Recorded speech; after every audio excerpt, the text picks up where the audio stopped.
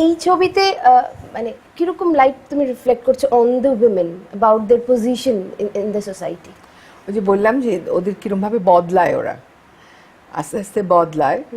যে ধরো পিসিমা তো 19th সেঞ্চুরিতে জন্মেছেন, হ্যাঁ, সামওয়্যার লেট 1890 ও সামথিং লাইক দ্যাট, ওরকম সময়।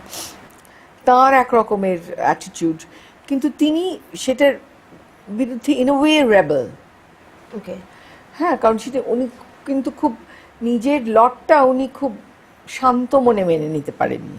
না যে এরকম ভাবে একটা খুব মজার একটা গল্প আমার মনে পড়েছিল এটা পড়তে পড়তে পিসিমার চরিত্র দেখে।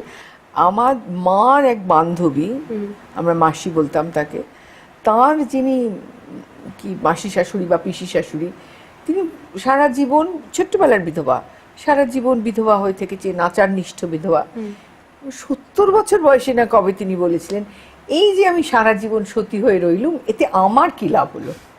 আমার কথাটা এত ভালো লেগেছিল সত্যি, মানে ওর সারা জীবনটা ডেপ্রিভেশন, না পেয়েছেন খেতে, না পেয়েছেন সাজতে, না পেয়েছেন গয়না পরতে, না পেয়েছেন কোনো পুরুষের সাহচর্য, কিছু না, শুধু আচার আর আচার। শুকনো আচার দিয়ে মানুষের কি হবে?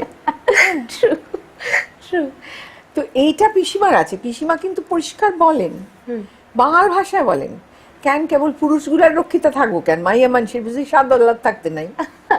Right, absolutely. পাপ পুণ্য স্বর্গ নরক কইরা লম্প জম্প করে মানসে মইরা বজি, ওইসব পাপ পুণ্য বইলা কিচ্ছু নাই, যারে কয় এককারে ফার্স্ট হ্যান্ড ইনফরমেশন, বুঝছস? এই ছবিতে তো শাশ্বত দাও অভিনয় করেছেন, এবং right now he is like the most consistent actor in the film. Saswata da কতটা ভালো করলো চরিত্র? ভীষণ ভালো, ওই জন্যই শাশ্বতকে নেয়া। শাশ্বতর কমিক টাইমিং এইসব এত ভালো। শাশ্বত হচ্ছে সোমলতার স্বামী, মানুষটা ভালো, কিন্তু যেরকম একটা ওদের সে একটা ভীষণ বারফাট্টাই একটা খুব জমিদারি মেজাজ এসব ছিল, তা আসলে মানুষটা ভীষণ নিরীহ। মানে যদি আত্মহত্যা করবে ডিসাইড করে তাহলেও হেল্প লাগে, এরকম টাইপের।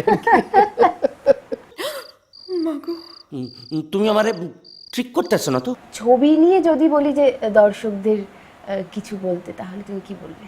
দেখুন ছবিটা, দেখুন ছবিটা, দেখে মনে হয় মজা পাবে, এবং সত্যি ছবিটা না দেখলে একটা অনেক নতুন জিনিস মিস করবে, মিস করা হয়ে যাবে। ডেফিনেটলি আমরা সেটা একেবারেই মিস করতে চাই না। সোহাগ সেনের ওয়ার্কশপ হয়েছে যখন, তখন সব থেকে নোটোরিয়াস স্টুডেন্ট কে ছিল, সব থেকে notorious in the batch? Shrabanti. এত কাজ ওর না, ও যখন আসতো তখন খুব ভালো, কিন্তু ওর তো এত কাজ, তার মধ্যেও আসতো, এবং যখন আসতো কথা শোনে, খুব লক্ষ্মী। কিন্তু ওর প্রচন্ড কাজ, ওর ডেট পাওয়া ডিফিকাল্ট, নোটোরিয়াস এই অর্থে। But I have to say যে খুব ফাইনালি কিন্তু খুব মানে বুঝেওছে, ওয়ার্কশপ করেওছে।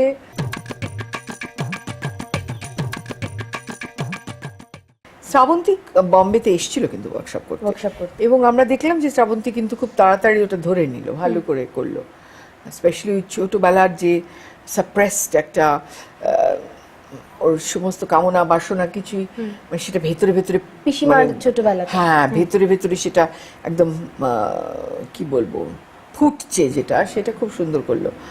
আর কঙ্কনাকে যেটা মেইনলি করতে হলো সেটা হচ্ছে ওই লুচি বেলা, লুচি ভাজা, তরকারি কাটা। তারপর আমরা দেখলাম যে ওগুলো সবই পারে, ও খুব একটা বেশি করতে হয়নি। তবে কঙ্কনাকে ওই ভীতু হওয়াটা, ভীতু এবং তোতলা, এটা একটুখানি খুব বেশি ওয়ার্কশপ হয়নি এবারে,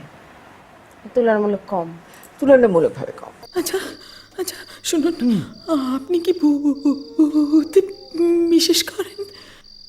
তুমি দেখছো নাকি ভূত? ও মা গো! ছবিটা শেষে তোমার এতদিনের একটা ইচ্ছে পূরণ হলো ছবিটা করে, ফাইনালি যখন ছবিটা তুমি দেখলাচ্ছ এরকম হলো, হাউ ইজ দ্য ফিলিং? এখনো তো হয়নি, এখনো একটু একটু বাকি আছে। আচ্ছা, এখন মেইনলি ফাইনালি আমি সমস্ত ওই ভিজুয়াল এফেক্টসের ডিজিটাল কাজগুলো দেখবো, তারপরে আমি কিছু বলবো, তার আগে আমি বলতে সাহস করছি না। তবে যারা দেখছে তারা তো ভালো বলছে, তারা হাসছে, ভালো বলছে। বম্বেতে যখন আমরা কঙ্কনা মৌসুমী ডাবিং করতে গিয়েছিলাম, তখন যিনি রেকর্ডিস্ট তিনি তো অবাঙালি, আচ্ছা, তিনি হাসছেন দেখলাম, বাহ, বললেন এটা কেন হিন্দিতে করা হলো না। আমি বললাম এটা মানে হিন্দিতে ডাবিং করবে না? বললাম না, হিন্দিতে কি ডাবিং করবো। আর দেবুদার মিউজিক রয়েছে এই ছবির। অসম্ভব ভালো হচ্ছে দেবুর মিউজিক, অসম্ভব ভালো।